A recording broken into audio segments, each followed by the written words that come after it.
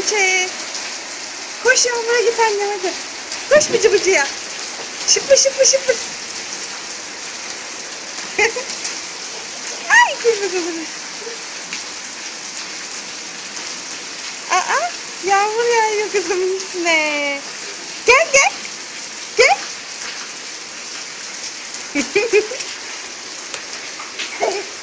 Ay. Bıcı bıcı mı yaptın sen? Uy üşüdü. Kendisine düştü boynuzlu. Ay çok üşüdük kıyamam. Hadi gidelim. Ayakkabıları kayacak şimdi yine düşecek.